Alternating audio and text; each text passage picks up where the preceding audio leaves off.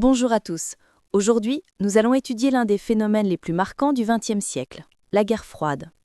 Cette confrontation a façonné le monde pendant près de 45 ans et continue d'influencer nos relations internationales actuelles. Introduction. La guerre froide représente une longue épreuve de force qui s'est engagée au lendemain de la capitulation de l'Allemagne nazie entre les États-Unis et l'Union soviétique.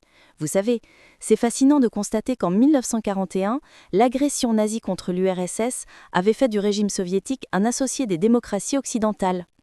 Mais très rapidement, dans l'organisation du monde d'après-guerre, des points de vue de plus en plus divergents vont opposer les alliés d'hier. Progressivement, les deux superpuissances se construisent leurs zones d'influence respectives et divisent le monde en deux camps antagonistes. La guerre froide n'est donc pas exclusivement une affaire américo-soviétique. C'est un conflit global qui touche de nombreux pays, dont notamment le continent européen. L'Europe, divisée en deux blocs, devient en effet l'un des théâtres majeurs de l'affrontement. À partir de 1947, les deux adversaires, utilisant toutes les ressources de l'intimidation et de la subversion, s'opposent dans un long conflit stratégique et idéologique ponctué de crises plus ou moins violentes. Notez bien que même si les deux grands ne s'affrontent jamais directement, ils amènent le monde à plusieurs reprises au bord de la guerre atomique. Seule la dissuasion nucléaire empêche un affrontement militaire. Vers un monde bipolaire, 1945-1953. La période qui suit immédiatement la Seconde Guerre mondiale marque un basculement fondamental dans l'histoire du monde. Après 6 années de conflits planétaires, les relations internationales se recomposent dans un contexte totalement nouveau. Deux réalités s'imposent d'emblée. L'Europe, cœur historique du système international depuis des siècles, est dévastée, ruinée, affaiblie. Deux puissances sortent renforcées disposant d'un poids militaire, économique et idéologique exceptionnel, les États-Unis et l'Union soviétique. Ces deux pays, alliés de circonstance contre Hitler, incarnent désormais deux visions du monde irréconciliables, deux idéologies profondément opposées. De cette opposition va naître un nouvel ordre mondial structuré autour de deux blocs, chacun dirigé par l'une des superpuissances. C'est ce processus, lent mais inévitable, que nous allons analyser dans ce premier grand chapitre. A. Une alliance fissurée dès 1945, la rupture progressive entre les anciens alliés. Au moment où se termine la Seconde Guerre mondiale, les États-Unis, le Royaume-Uni et l'URSS ont réussi à collaborer pour vaincre l'Allemagne nazie. Mais cette alliance reposait davantage sur une nécessité militaire que sur une réelle entente politique. Une fois l'ennemi commun vaincu, les différences idéologiques et les ambitions géopolitiques ressurgissent de manière très visible. Pour comprendre l'origine de la tension, il faut faire un retour sur les conférences interalliées. 1. La conférence de Yalta, février 1945. Yalta, tenue en Crimée, marque une tentative d'organisation du monde d'après-guerre. Roosevelt, Churchill et Staline se réunissent pour préparer la capitulation allemande et définir les bases du futur ordre international. On y décide notamment le partage de l'Allemagne en 4 zones d'occupation, le découpage de Berlin en 4 secteurs, la nécessité d'organiser des élections libres en Europe libérée, la participation de l'URSS à la création de l'Organisation des Nations Unies, l'entrée de l'URSS dans la guerre contre le Japon. Sur le papier, Yalta semble marquer un accord global. En réalité, c'est le début des tensions. Roosevelt et Churchill s'inquiètent de l'avance de l'armée rouge en Europe centrale, tandis que Staline compte bien imposer des régimes qui lui soient favorables dans les pays qu'il occupe. Autrement dit, chacun quitte Yalta avec une interprétation différente des décisions. 2. La conférence de Potsdam, juillet-août 1945. Quelques mois plus tard, à Potsdam, les conditions ont radicalement changé. Roosevelt est mort, remplacé par Truman. Churchill a perdu les élections, remplacé par Attlee, et les États-Unis possèdent désormais la bombe atomique.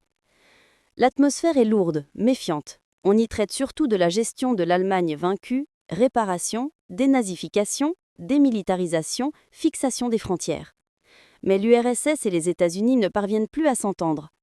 Truman adopte un ton ferme, voire agressif face à Staline. La confiance disparaît complètement. À partir de Potsdam, la coopération entre les alliés d'hier s'effondre. Les malentendus deviennent confrontations idéologiques. Chacun commence à penser en termes de zone d'influence, de sécurité, de suprématie. La rupture est en marche. B. Les États-Unis construisent le bloc de l'Ouest, Face aux avancées soviétiques en Europe de l'Est et au risque de voir le communisme s'étendre, les États-Unis rompent avec leur traditionnelle politique isolationniste. Leur objectif devient clair: empêcher l'extension du communisme dans le monde. Ce changement radical s'exprime à travers deux grandes initiatives. 1. La doctrine Truman, mars 1947. En 1947, le président Harry Truman adopte une politique extérieure complètement nouvelle, fondée sur le principe de l'endiguement, ou containment en anglais.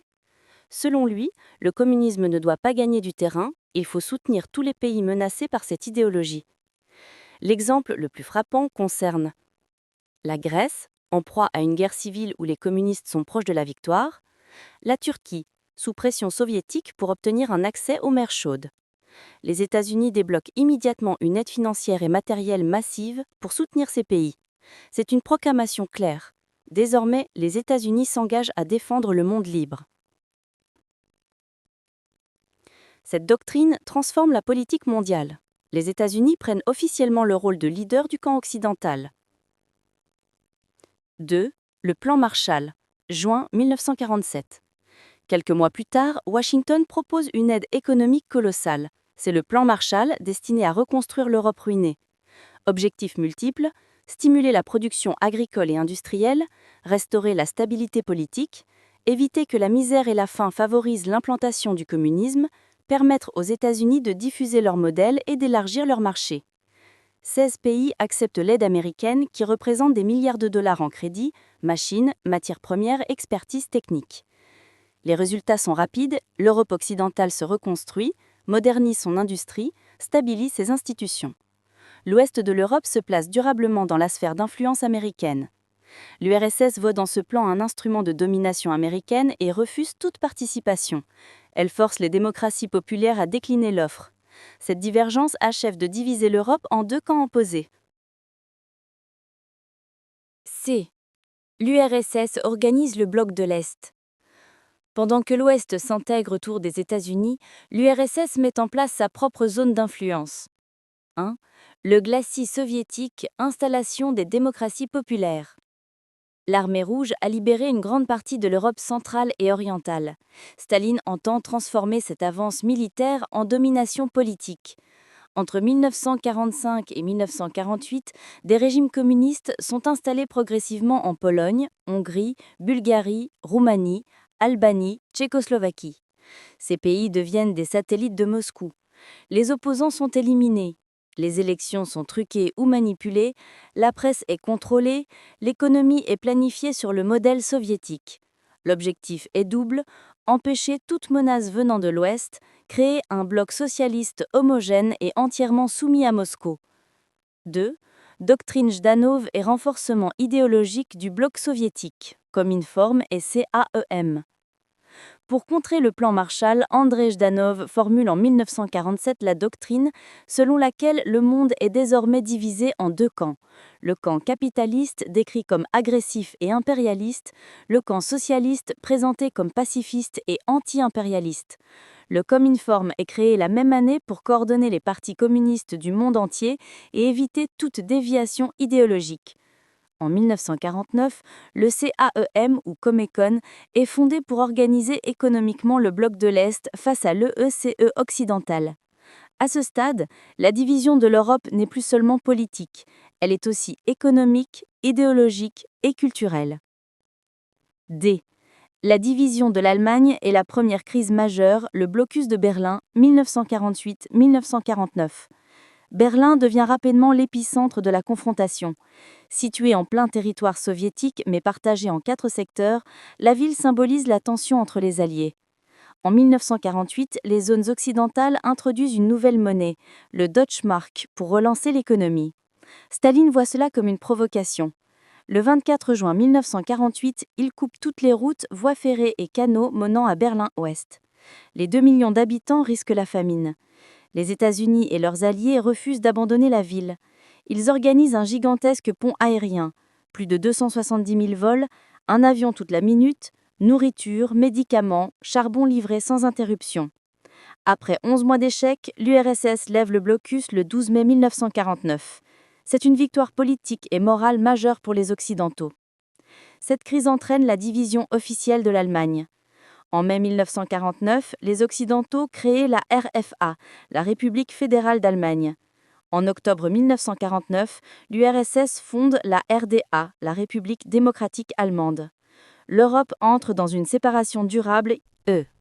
La formation des alliances militaires, OTAN contre Pacte de Varsovie. La confrontation se militarise. En 1949, les États-Unis, le Canada et 10 pays européens créent l'OTAN, alliance fondée sur la solidarité militaire. Une attaque contre un pays est une attaque contre tous. L'entrée de la RFA dans l'OTAN en 1955 provoque une réaction immédiate.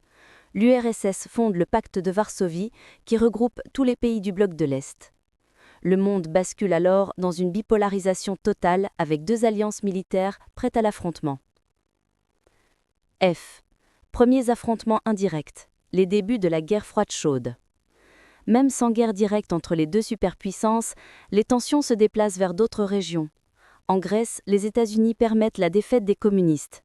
En Chine, Mao Zedong prend le pouvoir en 1949, ce qui bouleverse l'équilibre mondial. En Corée, de 1950 à 1953, une guerre éclate entre un Nord communiste soutenu par l'URSS et la Chine et un Sud soutenu par les États-Unis. La guerre de Corée prouve que la guerre froide peut déboucher sur des conflits armés meurtriers. 2. De la coexistence pacifique aux crises majeures 1953-1962. La mort de Staline en 1953 marque un tournant important dans la dynamique de la guerre froide. Jusqu'alors, l'affrontement entre les blocs était dominé par la logique de confrontation directe, la suspicion permanente et l'influence écrasante du totalitarisme stalinien sur le bloc de l'Est. Avec l'arrivée d'un nouveau dirigeant à Moscou, Nikita Khrouchtchev, une nouvelle phase s'ouvre, celle d'une détente relative que l'on appellera plus tard la coexistence pacifique. Cette période, cependant, n'est pas un âge d'or de paix internationale. Au contraire, elle est traversée par plusieurs crises d'une intensité extrême qui montrent que la rivalité entre les États-Unis et l'URSS reste profonde et dangereuse. C'est même durant cette période que la guerre froide frôle le plus une confrontation nucléaire directe entre les deux superpuissances. La mort de Staline et les espoirs d'apaisement 1953. La disparition de Joseph Staline le 5 mars 1953 bouleverse l'URSS et le monde. Staline était le symbole d'un pouvoir autoritaire, centralisé, brutal, qui avait instauré un contrôle total sur les démocraties populaires de l'Est. Son décès ouvre une période d'incertitude politique, mais aussi d'espoir. Beaucoup imaginent que l'URSS pourrait s'ouvrir et que la tension internationale pourrait diminuer. Après une courte période de lutte interne, Nikita Khrouchtchev émerge comme premier secrétaire du Parti communiste. Très vite, il montre une volonté d'assouplissement. Sur le plan intérieur, il condamne publiquement les crimes de Staline lors du 20e congrès du PCUS en 1956 dans un discours secret qui choque le monde. Sur le plan extérieur, il parle d'une possibilité de coexistence pacifique.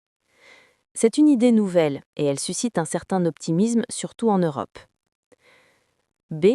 Le traité d'État autrichien 1955, un premier signe d'apaisement. Un des premiers signes concrets de détente concerne l'Autriche. Depuis 1945, ce pays, à l'image de l'Allemagne, était occupé par les 4 puissances victorieuses, États-Unis, URSS, Royaume-Uni et France. Aucune solution n'avait été trouvée pendant près de 10 ans en raison de la tension croissante entre blocs. En 1955, après les premiers gestes d'ouverture de Khrouchtchev, un accord devient enfin possible, le traité d'État autrichien. Ce traité prévoit 3 choses principales. 1. Le retrait des troupes étrangères. 2. Le rétablissement de la souveraineté de l'Autriche. 3. L'engagement de neutralité permanente du pays. L'Autriche devient donc un État indépendant, neutre et non aligné. Cet événement est important car il constitue la première grande réussite diplomatique commune entre l'Est et l'Ouest depuis la fin de la guerre. Il montre qu'une négociation constructive reste possible malgré la rivalité idéologique. L'esprit de Genève, 1955, un dialogue fragile mais réel. Toujours en 1955, une grande conférence internationale se tient à Genève, réunissant les États-Unis, l'URSS, le Royaume-Uni et la France. C'est la première rencontre à haut niveau entre les dirigeants des deux blocs depuis 1945. L'ambiance est globalement détendue, aucun accord formel n'est signé, mais plusieurs points importants sont abordés. Désarmement, règlement des problèmes territoriaux, Allemagne divisée, question de sécurité européenne. Ce climat d'échange, fait de sourires diplomatiques et de volonté de dialogue, est appelé l'esprit de Genève. Il symbolise une période courte mais réelle, où les deux blocs semblent capables de discuter calmement. Mais cet apaisement est fragile, car il repose davantage sur un changement de ton que sur une réelle convergence d'intérêts. D. La révolution hongroise de 1956 et la réaffirmation brutale du contrôle soviétique. L'année 1956 va montrer que la détente est loin d'être synonyme de liberté pour les pays du bloc de l'Est. En Pologne et en Hongrie, des mouvements de contestation éclatent portés par des revendications réformatrices et une volonté de s'affranchir du contrôle de Moscou. Si la situation polonaise se calme par la négociation, en Hongrie tout dégénère. Sous l'impulsion d'Imre Nagy, un gouvernement réformateur se met en place. Abolition de la police politique, rétablissement du multipartisme, départ annoncé du pacte de Varsovie, appel à la neutralité du pays. Ces décisions sont inacceptables pour Moscou. L'URSS envoie alors des chars à Budapest. La révolte hongroise est écrasée dans le sang. Des milliers de morts, des dizaines de milliers d'exilés. Ce drame envoie un message clair au monde. Malgré la coexistence pacifique, l'URSS ne laissera jamais un pays de son bloc sortir de sa sphère d'influence. La logique de domination soviétique reste intacte. C. La construction du mur de Berlin 1961. Malgré la division de 1949, Berlin reste une ville particulière. Elle est le seul endroit où un citoyen de l'Est peut passer relativement facilement à l'Ouest. Et c'est ce qu'ils font en masse. Plus de 2,7 millions de personnes quittent la RDA entre 1949 et 1961. Ce flux représente une hémorragie démographique et économique insoutenable pour l'Allemagne de l'Est. Face à cette crise, Khrouchtchev décide d'agir. Dans la nuit du 12 au 13 août 1961, les troupes soviétiques et est-allemandes bloquent toutes les routes et commencent à ériger un mur de béton, de fils barbelés et de miradors. C'est la naissance du mur de Berlin, symbole absolu de la division du monde en deux systèmes opposés. Le mur n'est pas seulement un ouvrage matériel, il devient un instrument de propagande pour les deux camps. Pour l'Ouest, il montre la nature oppressive du communisme. Pour l'Est, il est présenté comme une protection antifasciste contre les influences occidentales. En réalité, c'est une clôture destinée à empêcher les citoyens de fuir.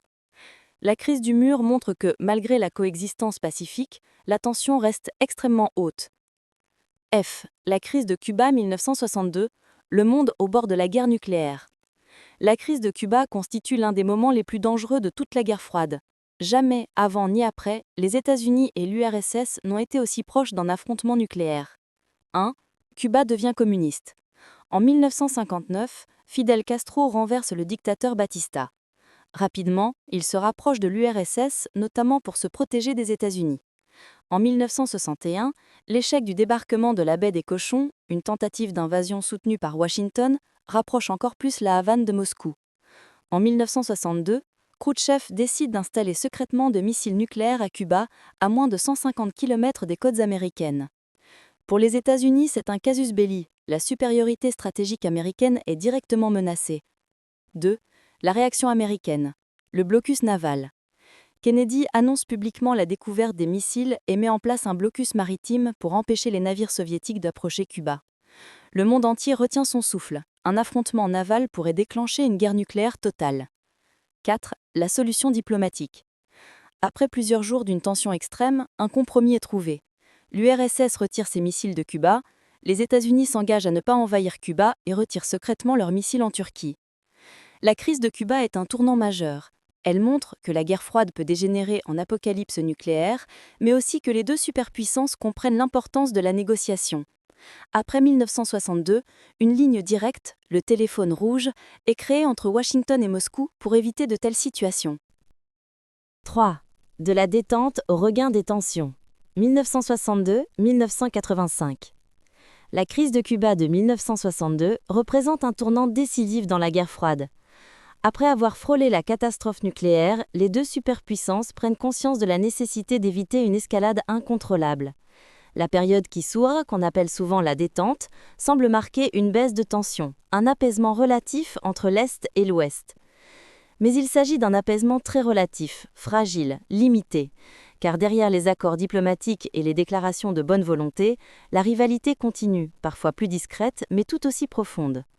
La guerre froide se déplace alors vers d'autres terrains. Influence culturelle, compétition scientifique, lutte pour l'influence dans le tiers-monde, espionnage intensifié.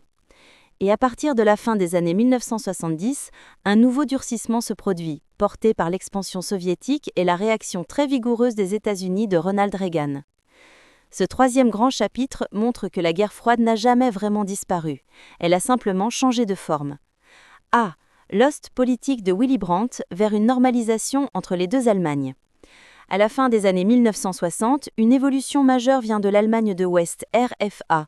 Le chancelier Willy Brandt lance une politique nouvelle, appelée Ostpolitik, politique envers l'Est, fondée sur l'idée que la paix passe par le dialogue avec les pays communistes et surtout avec la RDA, Allemagne de l'Est. Jusque-là, la RFA avait refusé de reconnaître la RDA, considérant qu'elle n'était pas un État légitime. Brandt change d'approche. Il pense qu'un assouplissement des relations humaines, économiques et culturelles entre les deux Allemagnes peut réduire les tensions et améliorer la vie des populations séparées par le mur. L'Ostpolitik entraîne la signature de traités de reconnaissance mutuelle entre RFA et RDA, un assouplissement des déplacements familiaux, la reconnaissance des frontières issues de la Seconde Guerre mondiale, une intégration plus forte de la RFA dans le jeu diplomatique européen. Cette politique contribue à créer un climat plus apaisé en Europe et joue un rôle crucial dans l'évolution future de la guerre froide. B. Le développement de la détente, accords, SALT et coopération contrôlée. La coexistence pacifique se transforme progressivement en un processus de négociation maîtrisé entre les deux superpuissances. 1. Les accords SALT 1972 et 1979. La principale inquiétude de l'époque reste la course aux armements nucléaires devenue totalement démesurée. Les États-Unis et l'URSS possèdent ensemble des milliers de missiles capables de détruire plusieurs fois la planète. Pour éviter la surenchère, les deux superpuissances entament des négociations stratégiques. Ce sont les accords SALT, Strategic Arms Limitation Talks. SALT 1, 1972, limite le nombre de missiles antibalistiques et gèle le nombre de missiles intercontinentaux. SALT 2, 1979, tente d'aller plus loin en limitant les armes nucléaires stratégiques sophistiquées. Même si SALT 2 n'est jamais pleinement ratifié à cause de l'invasion de l'Afghanistan en 1979, ces accords marquent une étape importante. Les deux grands commencent à reconnaître que la destruction mutuelle assurée ne peut pas être une politique durable. 2. La conférence d'Helsinki. En 1975, 35 pays, dont les États-Unis et l'URSS, se réunissent à Helsinki pour signer les accords d'Helsinki. Ce document reconnaît les frontières européennes issues de 1945, la nécessité de coopération économique, l'importance des droits de l'homme. Même si les pays de l'Est respectent peu leurs engagements sur les libertés, l'accord renforce la communication entre blocs et donne aux opposants du système communiste un outil diplomatique puissant pour dénoncer les abus. L'Europe entre alors dans une période de détente où les tensions semblent s'abaisser. Mais cette détente est ambiguë. Les grands négocient entre eux, mais chacun continue d'étendre son influence ailleurs. C. Le printemps de Prague, 1968. Les limites infranchissables du bloc de l'Est. La crise tchécoslovaque de 1968 montre clairement que la détente n'est pas synonyme de liberté dans le bloc soviétique. En Tchécoslovaquie, le dirigeant Alexander Dubček entreprend une série de réformes visant à instaurer un socialisme à visage humain. Liberté d'expression, diminution du contrôle policier, réforme économique plus souple, ouverture vers l'Ouest. Ces mesures suscitent l'enthousiasme de la population et une certaine inquiétude à Moscou. Khrouchtchev avait admis la nécessité d'un certain assouplissement, mais il ne peut pas laisser un pays dévier du modèle communiste au point de remettre en question le contrôle soviétique. En août 1968, les forces du pacte de Varsovie envahissent la Tchécoslovaquie et mettent fin au printemps de Prague. Dubček est évincé, les réformes annulées, le pays revient à un communisme rigide. Cet événement montre clairement que la détente a des limites. L'URSS ne tolère aucune remise en question de son contrôle sur les démocraties populaires. C'est un rappel brutal du fonctionnement du bloc soviétique et un frein aux espoirs de libéralisation. D. La guerre du Vietnam, une guerre chaude dans un monde froid. Parallèlement à la détente en Europe, la guerre froide se déplace vers l'Asie. Le Vietnam devient le théâtre principal de l'affrontement indirect entre communisme et capitalisme. 1. Contexte du conflit. Après la décolonisation française, le Vietnam est divisé en deux. Nord-Vietnam, communiste, dirigé par Ho Chi Minh, soutenu par l'URSS et la Chine. Sud-Vietnam, soutenu par les États-Unis et leurs alliés. Les États-Unis craignent une théorie des dominos: si un pays d'Asie devient communiste, les autres suivront. 2. L'engagement américain massif. De 1964 à 1973, les États-Unis s'enlisent dans un conflit meurtrier, bombardements massifs, envoi de plus d'1 demi-million de soldats, affrontements contre la guérilla du Viet Cong, difficiles à combattre. La guerre devient très impopulaire aux États-Unis et dans le monde entier. Elle réveille les limites du contentment, on ne peut pas toujours stopper l'expansion du communisme par la force. 3. Retrait américain et victoire communiste. En 1973, les États-Unis se retirent.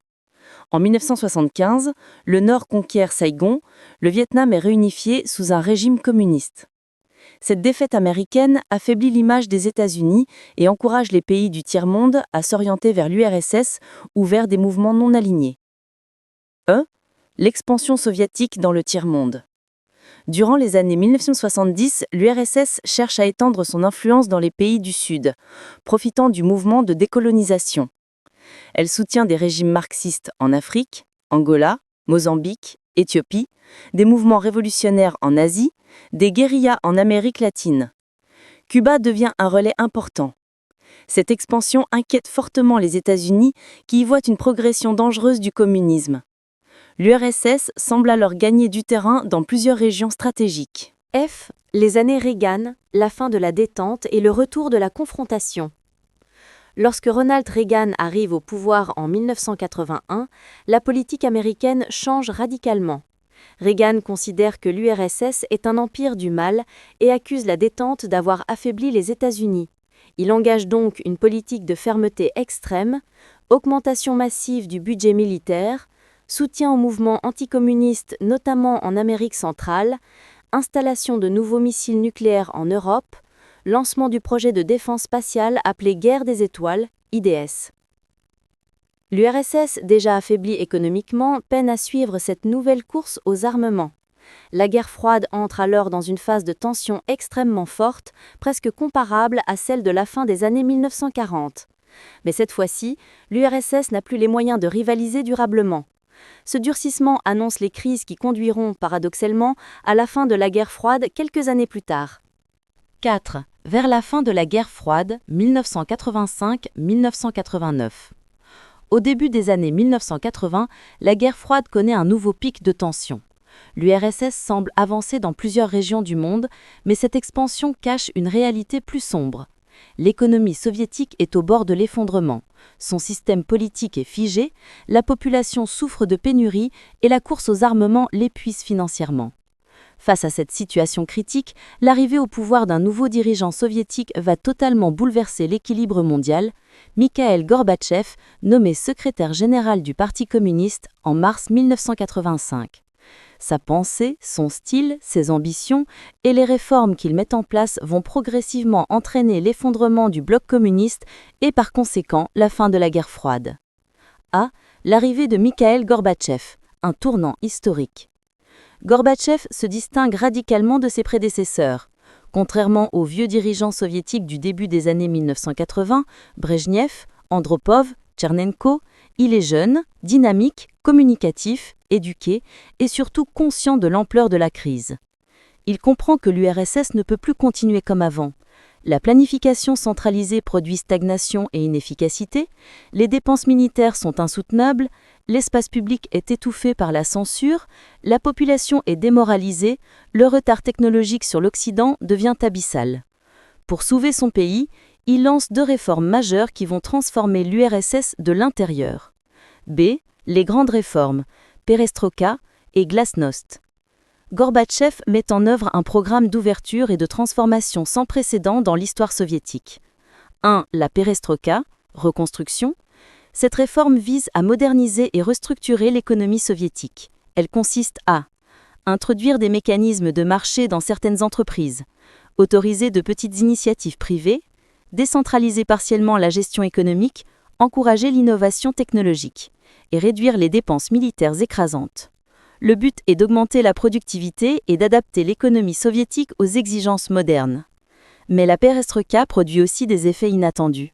Elle déstabilise les vieux cadres du parti, provoque du chaos administratif et ne donne pas les résultats économiques espérés à court terme. Le système soviétique est trop rigide, trop lent pour absorber ces changements. 2. La glasnost, transparence. La glasnost est une révolution politique. Elle instaure plus de liberté d'expression, plus de transparence dans les médias, la fin partielle de la censure, la possibilité de critiquer l'État et le passé stalinien, un débat public réel inédit depuis 1917. Grâce à cette ouverture, la société soviétique commence à exprimer son mécontentement. Les nationalités réclament plus d'autonomie, les citoyens dénoncent les injustices, les historiens révèlent les crimes de Staline, les intellectuels prônent des réformes encore plus profondes. La glasnost, en voulant sauver le système, contribue en réalité à le fragiliser. C. La rupture avec la doctrine Brejnev, Moscou n'intervient plus dans les pays de l'Est. Depuis 1968, la doctrine Brejnev affirmait que l'URSS pouvait intervenir militairement dans tout pays du bloc de l'Est qui s'éloignerait du modèle communiste. Gorbatchev abandonne explicitement cette doctrine. Il proclame que chaque pays doit être libre de choisir son propre chemin vers le socialisme, une position totalement nouvelle. C'est une rupture majeure, car cela signifie que les régimes communistes d'Europe de l'Est ne peuvent plus compter sur les chars soviétiques pour se maintenir au pouvoir. À partir de là, tout bascule. D. L'effondrement progressif du bloc de l'Est 1989. Libérés de la pression militaire soviétique, les pays du bloc de l'Est voient leur population se soulever pacifiquement pour exiger plus de liberté, des réformes politiques ou la fin du régime communiste. L'année 1989 devient alors une année révolutionnaire, un véritable printemps des peuples modernes. 1. La Pologne ouvre la voie. Le syndicat libre Solidarność, dirigé par Lech Wałęsa, organise des grèves massives. Face à la pression populaire, le gouvernement communiste accepte la tenue d'élections partiellement libres en juin 1989. Solidarność remporte une victoire éclatante. C'est la première brèche dans le bloc communiste. 2. La Hongrie suit. Ouverture de la frontière avec l'Autriche. La Hongrie réhabilite le multipartisme, puis ouvre sa frontière avec l'Autriche en septembre 1989. Des milliers d'Allemands de l'Est passent par la Hongrie pour rejoindre la RFA. C'est un choc énorme. Le rideau de fer commence littéralement à s'ouvrir. 3. La RDA, Allemagne de l'Est, s'effondre. En Allemagne de l'Est, des manifestations massives éclatent dans toutes les grandes villes. Le régime perd totalement le contrôle. Sous la pression populaire et internationale, les autorités annoncent par erreur que les Berlinois peuvent immédiatement traverser la frontière. La foule se précipite au poste frontière. Les gardes, débordés, ouvrent les barrières. E. La chute du mur de Berlin. La RDA s'effondre. E. La chute du mur de Berlin. 9 novembre 1989. L'ouverture du mur est un moment historique. Des milliers de personnes franchissent la frontière pour la première fois depuis 1961. D'autres montent sur le mur, le martèlent, en détachent des morceaux. Les images font le tour du monde. La chute du mur est le symbole de la fin de la division de l'Europe, la mort politique de la RDA, l'échec du système communiste européen, la fin du rideau de fer. Elle marque aussi, de manière plus large, le début de la fin de la guerre froide. F. Les derniers régimes du bloc de l'Est tombent les uns après les autres. Décembre 1989, la Tchécoslovaquie connaît la révolution de velours. La Bulgarie renverse Todor Živkov. En Roumanie, le régime de Ceausescu s'effondre brutalement. En l'espace de quelques mois, le bloc communiste européen, construit en plus de 40 ans, s'effondre comme un château de cartes. G. Vers la fin officielle de la guerre froide, la réunification allemande et l'effondrement de l'URSS 1990-1991. Même si ton cours s'arrête en 1989, il est important de comprendre la suite logique des événements. Les années 1990-1991 voient la réunification de l'Allemagne, l'indépendance des républiques soviétiques, Lituanie, Lettonie, Ukraine, etc., le coup d'État manqué contre Gorbatchev, la démission de Gorbatchev en décembre 1991, la disparition officielle de l'URSS. La guerre froide est alors définitivement terminée. Grand T, conclusion générale, Courte pour ton cours. La fin de la guerre froide n'est pas le résultat d'une victoire militaire ou d'un effondrement soudain, mais d'un processus complexe combinant l'épuisement du système communiste, les réformes de Gorbatchev, les mobilisations populaires dans les pays de l'Est, l'abandon de la doctrine Brejnev et l'ouverture progressive de l'Europe. Entre 1985 et 1989, c'est tout un monde qui bascule, mettant fin à plus de 40 ans de tensions, de crises et de rivalités entre les deux superpuissances.